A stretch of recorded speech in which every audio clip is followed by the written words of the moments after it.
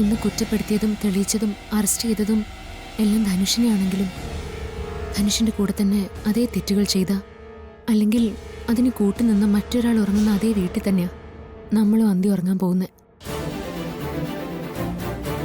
ധനുഷിനോടൊപ്പം ചേർത്ത് വായിക്കേണ്ട ഒരു പേര് തന്നെയാ അവന്തികയുടേതും. ധനുഷിന്റെ കാര്യങ്ങളെല്ലാം എണ്ണി എണ്ണി പറഞ്ഞിട്ടും അവന്തിക എന്ന പേര് അതിനിടയിലേക്ക് വരാതെ ഞാൻ നോക്കിയത് ഈ കുടുംബത്തെ ഓർത്ത് തന്നെയാ. ഈ കുടുംബം തല്ലി പിരിയുന്നത് കാണാൻ വയ്യഞ്ഞിട്ട് എനിക്ക് ഉറപ്പുണ്ട് ഇതെല്ലാം ധനുഷ് ഒറ്റയ്ക്ക് ചെയ്തതാവില്ല എന്ന്. ഇനി അവൻ വരും, അവനെ കൊണ്ടുവരും. ഈ ഒരു അംഗത്തിൽ തീരുന്നതല്ല ഇത്. ഇനി ധനുഷ് ഇവിടേക്ക് വന്നാ ചെയ്യാനുള്ള എന്താന്ന് എനിക്കറിയാം. ഈ ഒരു അനുഭവത്തോടെ അവന്തികടുത്തേക്ക് കാര്യങ്ങൾ മനസ്സിലായി മര്യാദയ്ക്ക് ജീവിച്ച അവർക്ക് കൊള്ളാം. അല്ലെങ്കിൽ അതിനും എന്താ വേണ്ടെന്ന് എനിക്കറിയാം. കുടുംബത്തിന്റെ സമാധാനം തകർക്കണ്ടെന്ന് കരുതി മാത്രമാണ് തുറന്നൊരു പോരാട്ടത്തിന് ഞാനും ഇറങ്ങാതിരിക്കുന്നത്. നിവർത്തിയില്ലാതെ വന്നാ അത് തന്നെ ചെയ്യേണ്ടി വരും.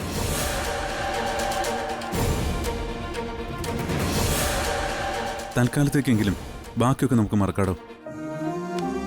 നമുക്ക് നമ്മുടെ ജീവിതം നോക്കാം. ഞാനും താനും മാത്രമുള്ളൊരു ജീവിതം സ്വപ്നം കണ്ട് നടക്കുന്ന ഒരാളെ ഞാനെന്ന് തനിക്കറിയാലോ. ബാക്കിയെല്ലാം മറന്ന് താനൊന്ന് ചിരിച്ചേ. കാണാനുള്ള കൊതി കൊണ്ടാടോ. ഒന്ന് ചിരിക്കടോ.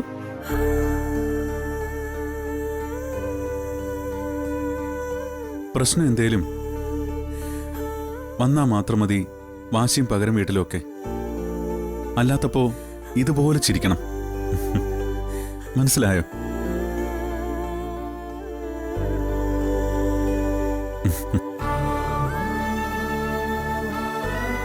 ഇനി എത്ര ജന്മം ഉണ്ടെങ്കിലും താൻ തന്നെ മതി എനിക്ക് ഭാര്യയായിട്ട്. ഒരാപത്തിലും കൈവിടാതെ ഭാര്യയായി താൻ എന്നോടൊപ്പം ഉള്ളതാ എന്റെ ധൈര്യം. കേട്ടാ? അതങ്ങനെ തന്നെയാവും സച്ചേട്ടാ. ഈ ജീവിതത്തിൽ സ്നേഹിച്ച് മതിയായിട്ടില്ല എനിക്ക്. 7 ജന്മങ്ങളുണ്ടെങ്കിൽ അതെല്ലാം സച്ചേട്ടന്റെ ഭാര്യയായി ജീവിക്കണമെന്ന എന്റെ ആഗ്രഹം. എന്നാ പിന്നെ ഈ മൂഡ് മാറുന്നതിന് മുമ്പ് നമുക്ക് കിടന്നാലോ? ആദ്യം പോയി കുളിക്ക്, എന്നിട്ട് വല്ലതും കഴിക്കാം. ബാക്കി നമുക്ക് അപ്പം ആലോചിക്കാം. എടോ, ഞാൻ കുളിച്ചു കഴിഞ്ഞതാ. ഇന്നിനി എനിക്കൊന്നും വേണമെന്നില്ല. താനൊന്ന് വന്നേ, പറയട്ടെ. അതൊന്നും പറഞ്ഞാ പറ്റില്ല. പോയി കുളിച്ചിട്ടോ. ചെല്ല്. എടോ വന്നേ, ചെല്ല് സജ്ജട്ട, പോയി കുളിക്ക്. എടോ, ഞാൻ കുളിച്ചതാ. ചെല്ല്, പോ. കുളിക്കണോ? പോയി കിന്നിരിക്കാതെ.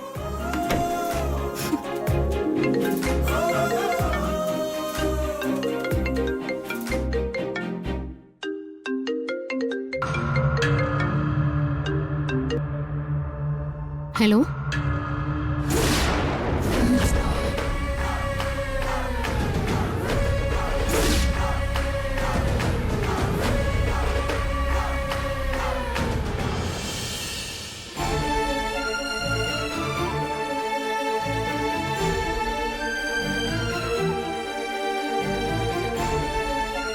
ഞാനൊരു നാടകക്കാരനാ. പൈസയ്ക്ക് വേണ്ടി വേഷം കെട്ടിപ്പോയതാ സാറേ. നിന്റെ പേര് ധനുഷ് എന്നല്ല.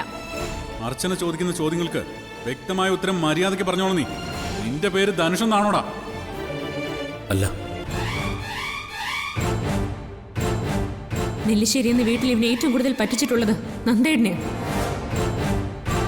അവസാനമായിട്ട് ഇവനോട് എന്തെങ്കിലും പറയാനോ ചെയ്യാനോ ഉണ്ടെങ്കിൽ അത് ഇപ്പൊ ആവാം. എന്നെയും എന്റെ കുടുംബത്തെയും ചതിച്ച നിന്നെ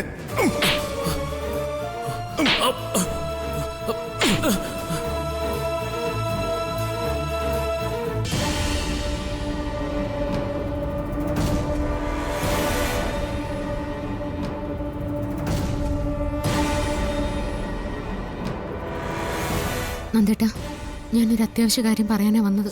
എന്താ? സന്ധ്യ ഡോക്ടർ ഹോസ്പിറ്റലിൽ അഡ്മിറ്റ് ആണ്. ഡോക്ടർ ഖാദറിന്റെ മരണവുമായിട്ട് ബന്ധപ്പെട്ട് എന്തൊക്കെ വിവരങ്ങൾ അറിയാൻ ബാംഗ്ലൂരിൽ നിന്ന് ആരോ വിളിച്ചിട്ട് പോവുമായിരുന്നു. പക്ഷെ അവിടെ ചെന്നിട്ട്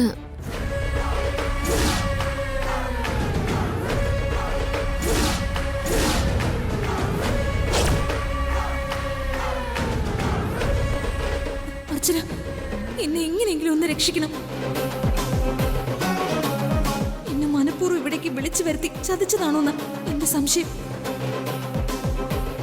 ഡോക്ടറിനെ അവിടെ ഉപേക്ഷിച്ചിട്ട് അവര് പോയി.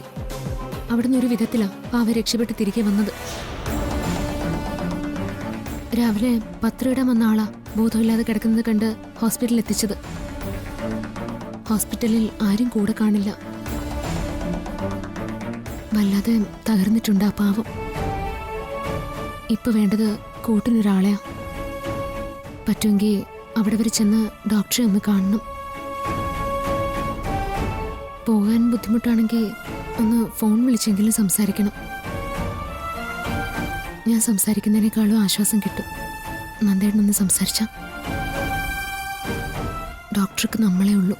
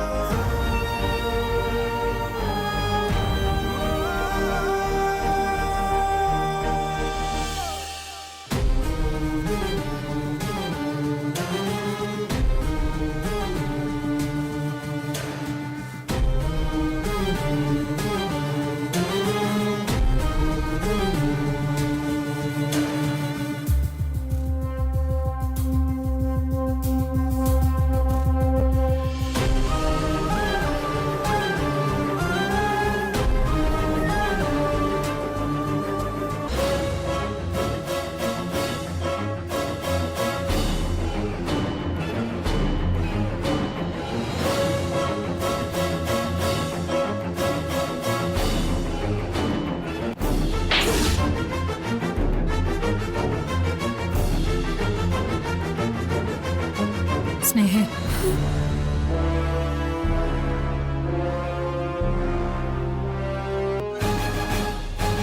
നീ എന്നെ കണ്ട് കണ്ണുനീര് തുടച്ചാലും ഉള്ളിലുള്ള വിഷമൊന്നും മാറാൻ പോകുന്നില്ലെന്ന് ഏടത്തിക്കറിയാം. എനിക്ക് മനസ്സിലാവും മോളെ. കുറേ സ്വപ്നങ്ങളുമായി ജീവിച്ചിട്ട് അത് തകർന്നു പോകുമ്പോഴുള്ള വേദന എനിക്ക് മനസ്സിലാവും. എന്റെ മോള് ഇത്രയ്ക്കും വിഷമിക്കാൻ കാരണം ആ അർച്ചനയാ. ധനുഷ് എങ്ങനെയുള്ളവനും ആയിക്കോട്ടെ, മണ്ഡപത്തില് എല്ലാവരുടെ മുന്നില് അവൾ അവനെക്കുറിച്ച് എന്തൊക്കെയാ പറഞ്ഞത്. അല്ലെങ്കിൽ തന്നെ അതൊക്കെ സത്യമാണോന്ന് എങ്ങനെ അറിയാം? ഇനി നാളെ ഒരു സമയം ഇതൊന്നും സത്യമല്ലാന്ന് തെളിഞ്ഞ അവന്റെ അവസ്ഥ എന്താവും? മോളുടെ അവസ്ഥ എന്താവും? ധനുഷിനെ കുറിച്ച് അവൾ അറിഞ്ഞതൊക്കെ അച്ഛനോടോ നന്ദേട്ടനോടോ രഹസ്യമായി പറഞ്ഞിട്ട് താൽക്കാലികമായി ഈ വിവാഹം നിർത്തിവെച്ച് അതിനെക്കുറിച്ച് അന്വേഷിക്കുന്നതിന് പകരം അവൾ എന്തൊക്കെയാ കാണിച്ചത്? ആളുകളുടെ മുന്നിൽ വെച്ച് വലിയ ഷോ അല്ലായിരുന്നോ? കേട്ടവരെന്താ പറഞ്ഞെന്നറിയോ? നെല്ലിശ്ശേരിയിലെ കുട്ടിക്ക് നല്ലവനെയും ശരിയല്ലാത്തവനെയും ഒന്നും തിരഞ്ഞെടുക്കാൻ അറിയില്ലാന്ന്.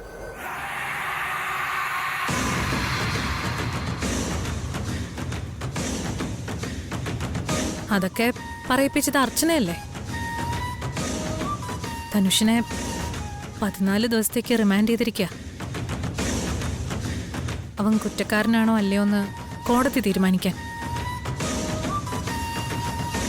അവൻ നിരപരാധിയാണെന്ന് തെളിഞ്ഞ നമ്മള് അവനോട് ചെയ്തത് വലിയ ദ്രോഹമായിപ്പോയില്ലേ മോളെ?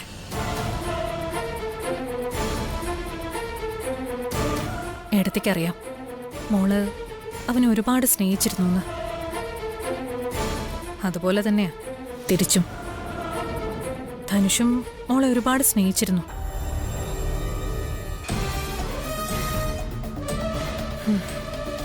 നിനക്ക് അവനോടൊപ്പം ജീവിക്കാൻ വിധിയില്ലാന്ന് കരുതിയാൽ മതി.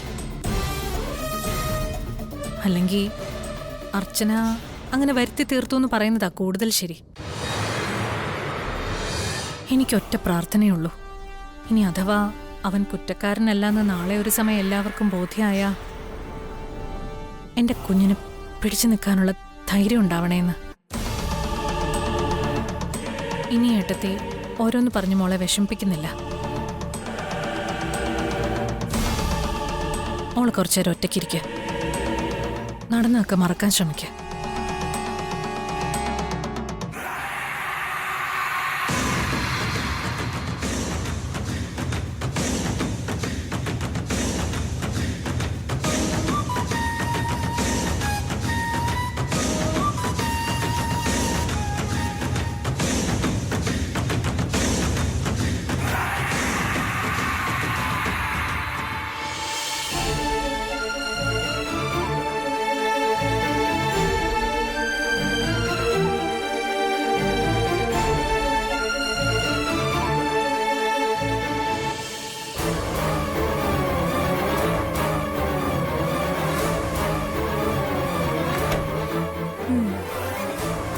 എരുതിയിൽ എണ്ണ ഒഴിക്കാൻ ഇറങ്ങിയതാണല്ലേ?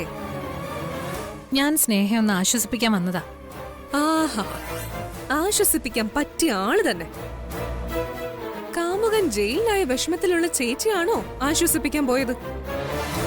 അല്ല, ഇനി ചേച്ചിയെ ആരാശ്വസിപ്പിക്കും? ആ, ഒന്ന് നിന്നേ. ഇന്നൊരു തലനാഴിരക്കാ ചേച്ചി രക്ഷപ്പെട്ടത്. രക്ഷപ്പെട്ടതല്ല, അർച്ചനേട്ടത്തെ രക്ഷപ്പെടുത്തിന്ന് വേണം പറയാൻ.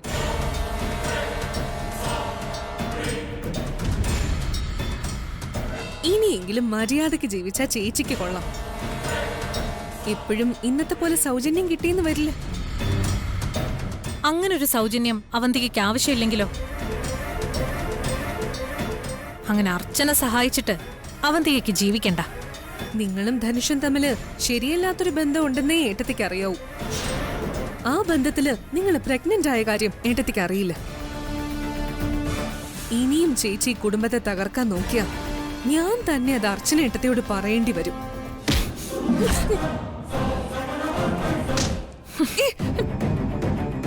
കുറെ നാളായി നീ ഇതും പറഞ്ഞെന്നെ ഭീഷണിപ്പെടുത്തുന്നു. കണ്ടതും കേട്ടതും മനസ്സിലുള്ളതും നിന്റെ മനസ്സിൽ തന്നെ അങ്ങ് കുഴിച്ചു മൂടിക്കോണം.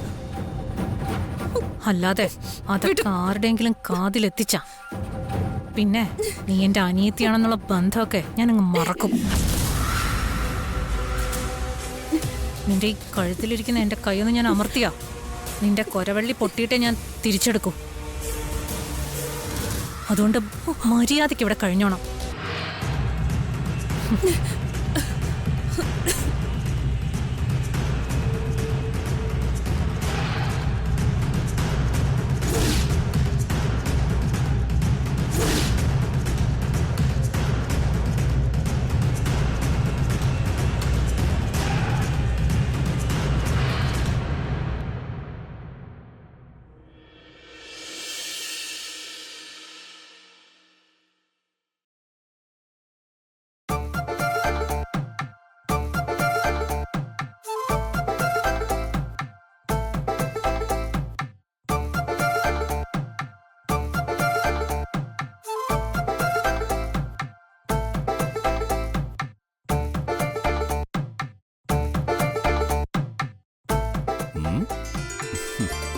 അല്ലെങ്കിൽ ഇതിങ്ങനെ അത്യാവശ്യമായിട്ട് ആലോചിച്ചാൽ ഒന്നും അങ്ങോട്ട് ഓർമ്മ വരില്ല. ആ, കഴിഞ്ഞ 8-9 മാസമായിട്ട് ആലോചിച്ചിട്ട് കിട്ടാത്ത കാര്യമാണോ ഇന്ന് രാത്രി കൊണ്ട് സന്ദീപ് കണ്ടുപിടിക്കാൻ പോകുന്നേ? മോളാണെങ്കിലും മോനാണെങ്കിലും നല്ലൊരു പേര് വേണം. എനിക്കത്രേ ഉള്ളൂ. സെർച്ച് ചെയ്താൽ നല്ല പേരൊക്കെ കിട്ടും, പക്ഷേ അതിനൊരു സുഖമില്ല. നമുക്ക് തന്നെ ഒരു പേര് കണ്ടുപിടിക്കണം. ന്യൂമറോളജി ഏത് ആൽഫബറ്റിൽ തുടങ്ങാമെന്നൊക്കെ വെച്ച് ആലോചിക്കാം. മോളാണെങ്കിൽ നല്ല ഉഗ്രനൊരു പേരുണ്ടായിരുന്നു, പക്ഷേ അതിട്ടാ ശരിയാവില്ല. എനിക്കതിടാനാ ഇഷ്ടം. അതെന്താ ശരിയാവാത്ത? സന്ദീപിന് ഇഷ്ടപ്പെട്ട ഏത് പേരാണെങ്കിലും പറഞ്ഞോ. എന്നാലും അത് ശരിയാവില്ല. ശരിയാവില്ലെങ്കിൽ വേണ്ട. എങ്കിലേ ആ ഉഗ്രം പേരൊന്ന് പറ. അത്രയും ഇഷ്ടപ്പെട്ട പേര് ഞാനൊന്ന് കേക്കട്ടെ. ഹാ, വേണ്ടെന്നേ. പറയേ, പറ പ്ലീസ്, കേക്കട്ടെ. പറയട്ടെ, പറയേ. പറയാണേ. എനിക്ക് ഈ ലോകത്തെ ഏറ്റവും ഇഷ്ടപ്പെട്ട പേരാണ് ആ പറയേ. ആതിര. എങ്ങനെയുണ്ട്? കൊള്ളാവോ? ഓ, അമ്മയുടെ പേര് തന്നെയാണോ മോക്കിടുന്നേ? അതല്ലേ ഞാൻ ശരിയാവില്ലെന്ന് ആദ്യം പറഞ്ഞത്. എനിക്ക് ഇഷ്ടപ്പെട്ട പേര് ആതിര ആയതുകൊണ്ട് ഞാൻ പറഞ്ഞു എന്നേ ഉള്ളൂ. അങ്ങനെയാണെങ്കിലേ ജനിക്കുന്നത് മോനാണെങ്കിൽ എനിക്കിഷ്ടപ്പെട്ട സന്ദീപ് എന്ന് പേരിട്ടാലോ? അയ്യ, അതെ, താൻ ഇങ്ങനെ തമാശ പറഞ്ഞിരിക്കാൻ നമ്മുടെ കുഞ്ഞിന് നല്ലൊരു പേര് പറയും. ആദ്യം തമാശ പറഞ്ഞതാരാ, ഞാനാണോ? ആ, സ്വന്തമായിട്ടൊക്കെ കണ്ടുപിടിച്ചാ മതി. ഓ, ഞാൻ കണ്ടുപിടിച്ചോളാം.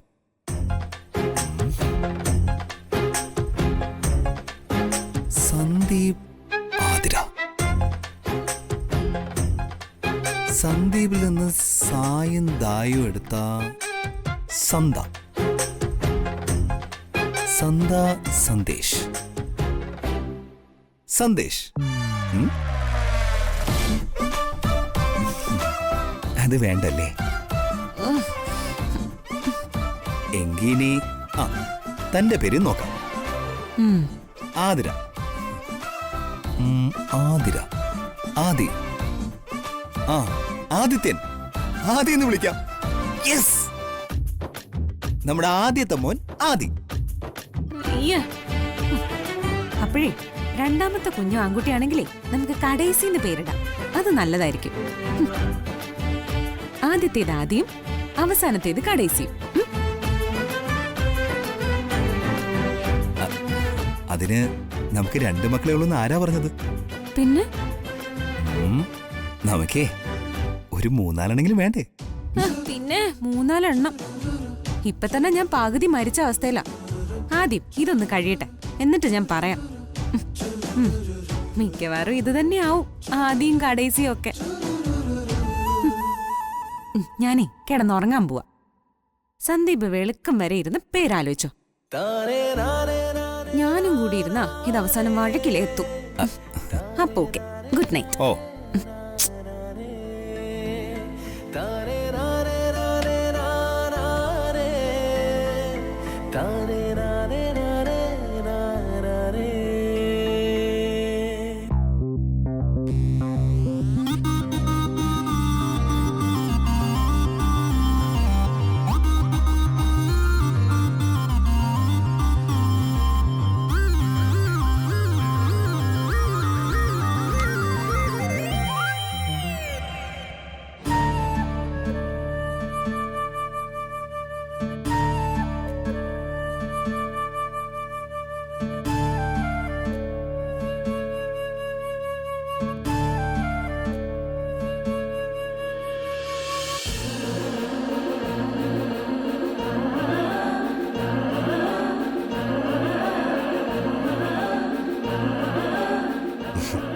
സംശയിക്കണ്ട, സ്വപ്നമൊന്നുമല്ല.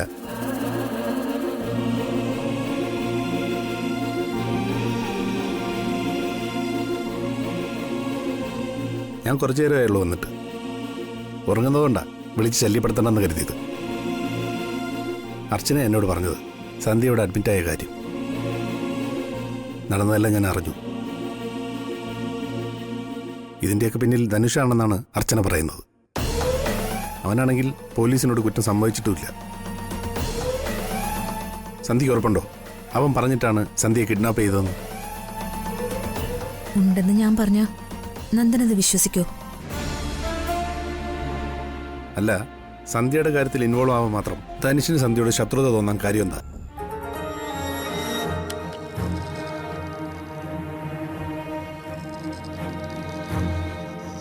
ഇപ്പൊ എങ്ങനെയുണ്ട് ഡോക്ടർ? ഇടയ്ക്കുള്ള തലകറക്കം മാത്രമേ പ്രശ്നമായിട്ട് തോന്നുള്ളൂ. പിന്നെ ബോഡി നല്ല ടയേർഡാ. അത് ഈ യാത്രയുടെ ഒക്കെ ആവും. നാളെ രാവിലെ ഒരു MRI സ്കാൻ കൂടി ചെയ്യാം. വീഴ്ചയിൽ എന്തെങ്കിലും പ്രോബ്ലം ഉണ്ടെങ്കിൽ അറിയാലോ. ശരി ഡോക്ടർ. മറ്റു കുഴപ്പമൊന്നുമില്ലെങ്കിൽ നാളെ തന്നെ ഡോക്ടർക്ക് വീട്ടിൽ പോവാം. വീട്ടിൽ റെസ്റ്റ് എടുത്താൽ മതി. ഫുഡ് കഴിച്ചതിന് ശേഷം ഒന്നുകൂടി ബ്ലഡ് ടെസ്റ്റ് ചെയ്യണമായിരുന്നു. അതിന്റെ റിസൾട്ട് ഞാൻ ആരെ കൊണ്ടെങ്കിലും കളക്ട് ചെയ്യിച്ചോളാം. ഡോക്ടർ ഒറ്റയ്ക്കല്ലേ ഉള്ളൂ. അല്ല, ഒറ്റയ്ക്കല്ല, ഞാൻ ഇന്നിവിടെ ഉണ്ടാവും. റിസൾട്ട് ഞാൻ വാങ്ങി ഡോക്ടറുടെ അടുത്തെത്തിക്കാം. ശരി, എന്നാ അങ്ങനെ ആയിക്കോട്ടെ. ആ. ശരി ഡോക്ടർ.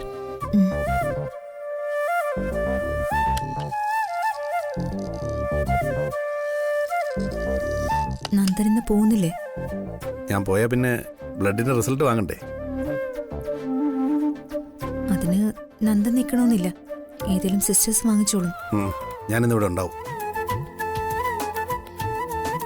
നാളെ ഡിസ്ചാർജ് ചെയ്ത് സന്ധ്യയെ വീട്ടിലാക്കിയിട്ടേ ഞാൻ പോകുന്നുള്ളൂ. അങ്ങനെ ആരും ഇല്ലാത്ത പോലെ സന്ധ്യ അവിടെ കിടക്കണ്ട.